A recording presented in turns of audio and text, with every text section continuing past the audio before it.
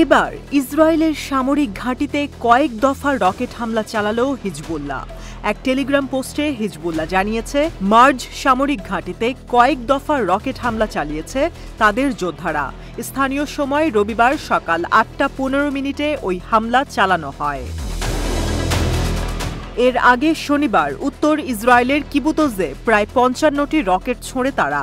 গোষ্ঠীটি বলছে, হামলাটি আগের রাতে ইসরায়েলি বিমান হামলার প্রতিক্রিয়া। ইসরায়েলের ওই হামলায় ১০ জন নিহত এবং ৫ জন আহত হয়েছিল। টাইমস অব ইসরায়েলের এক প্রতিবেদনে জানানো হয়, লেবানন সীমান্ত থেকে প্রায় ১০ কিলোমিটার ভেতরে কিবুতজের আইলেট হাসাহারকে টার্গেট করে এক ঝাঁক রকেট ছোড়ে হিজবুল্লাহ। এই রকেট হামলার সময় ইসরায়েলি আয়রন ডোম থেকে পাল্টা রকেট ছুঁড়তে দেখা গেছে। জায়গাটি একটি জনবহুল এলাকা বলে জানিয়েছে পত্রিকাটি। হামলায় হতাহতের কোনো খবর পাওয়া যায়নি, তবে রকেট হামলার ফলে গ্যালিলের পাহাড়ি এলাকায় অন্তত ১০টি জায়গায় আগুন ছড়িয়ে পড়ে। এদিকে ফায়ার অ্যান্ড রেস্কিউ সার্ভিস জানিয়েছে, তারা মিশমার হায়ারডেন, আইলেট হাসাহার এবং মহানাইমের কাছে বিভিন্ন জায়গায় আগুন নেভাতে কাজ করছে।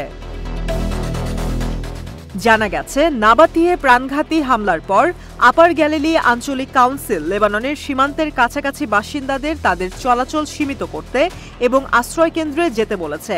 একই সাথে হুলাতা, ইয়েসুদ হামাআলা, এসডি এলিজার, আইলেট হাসাহার, গাডোট, মিশমার হায়ারডেন এবং মহানাইম এলাকা থেকে এখনও যারা নিরাপদ স্থানে সরে যায়নি এমন বাসিন্দাদেরকেও একই নির্দেশনা দেওয়া হয়েছে।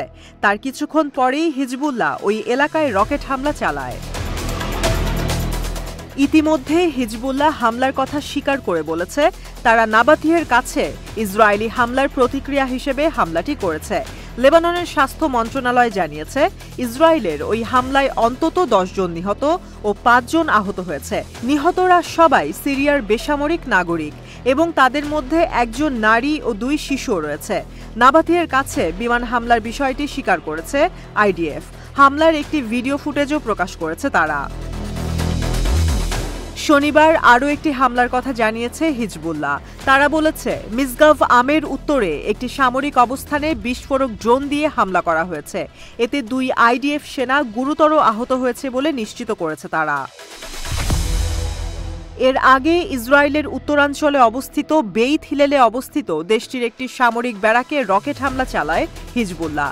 এছাড়া মাত্র কয়েকদিন আগেই গ্যালিলি এলাকার গাটনে অবস্থিত ইসরায়েলি সামরিক বাহিনীর 146 ডিভিশনের নতুন সদর দপ্তরে একাধিক কাতিউষা রকেট দিয়ে হামলা চালায় গোষ্ঠীটি। গত ৩০ জুলাই বৈরুতে হিজবুল্লাহর শীর্ষ কমান্ডার ফুয়াদ শুকরাকে হত্যা করে ইসরায়েল। এরপর থেকে এই অঞ্চলে উত্তেজনা ক্রমাগত বেড়েই চলেছে। হিজবুল্লাহ বলেছে, তাদের কমান্ডারকে হত্যার চরম মূল্য দিতে হবে ইসরায়েলকে।